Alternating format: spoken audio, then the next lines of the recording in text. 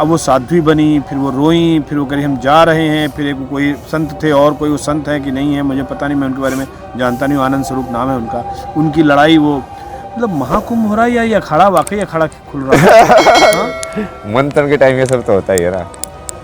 तो ये क्या है आपका मंथन विचार के क्या टाइम है? पे सब निकलता है। ये जो हर्षा करके साध्वी थी, इनके ऊपर आपने कुछ दिन पहले तक इनके फिर वो उनके, ये क्या है आपकी नज़र में, क्या है ये, उचित है अनुचित है, क्या है ये प्रोसेस, क्या है आपको लगता है? क्यों लोग जानना चाहेंगे।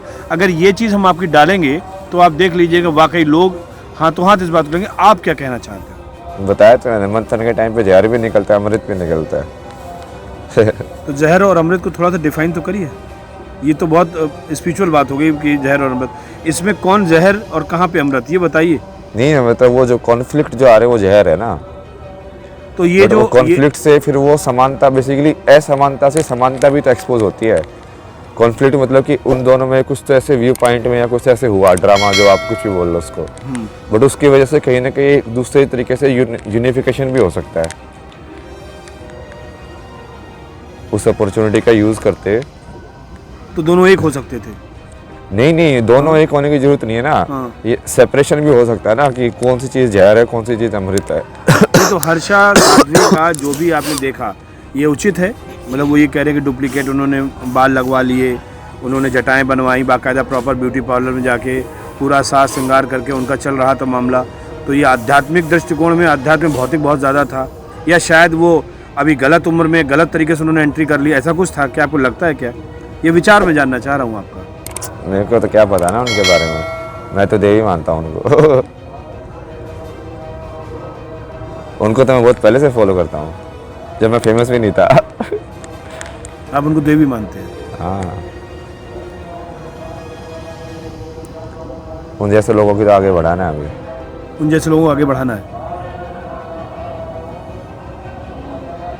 और आनंद स्वरूप जो थे वो बहुत ज़्यादा वो कह रहे थे कि उन्होंने गलत किया, सनातन को ऐसे लोगों को बचाना चाहिए, ये लोग जो हैं धर्म को भ्रष्ट कर रहे हैं, ये लोग जो हैं अखाड़ों की पवित्रता मान मर्यादा को भंग कर रहे हैं, उनका ये कहना था। नहीं, वो ये परसेप्शन बन गई है ना कि धर्म सिर्फ सन्यासी और अखाड़ों या ऐसी ऑर्गेनाइजेशंस का है, वही तो गलत है।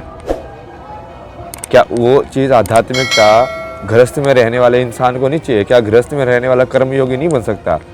क्या यदि वो अलग कपड़े पहन रहा है, वो अलग करके काम कर रहा है, तो क्या वो योगी नहीं हो सकता? उसके हिसाब से तो कृष्ण योगी हो ही नहीं गए, वो तो कोई ऐसे भगवान वस्तु धारण ही नहीं करते थे, वो तो किसी अखाड़े में ऐसे किया ही नहीं उन्होंने कुछ भी। समझ रहे हो?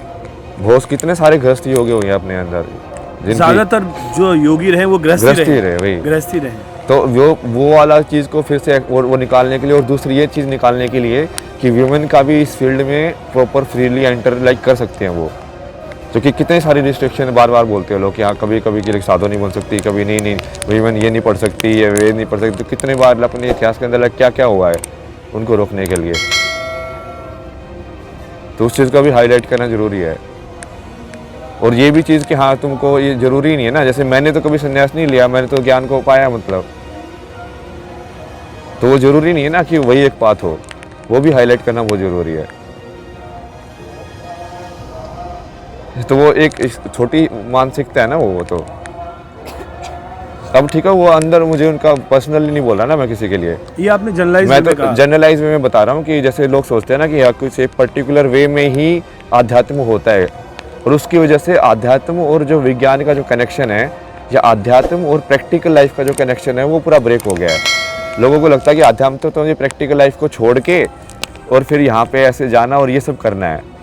नहीं, उस प्रैक्टिकल लाइफ को समझना, जैसे मैंने आपको बताया कि तंत्र को आप समझोगे नहीं तो उस आगे कैसे जाओगे, उससे डिटैच कैसे हो जाओगे।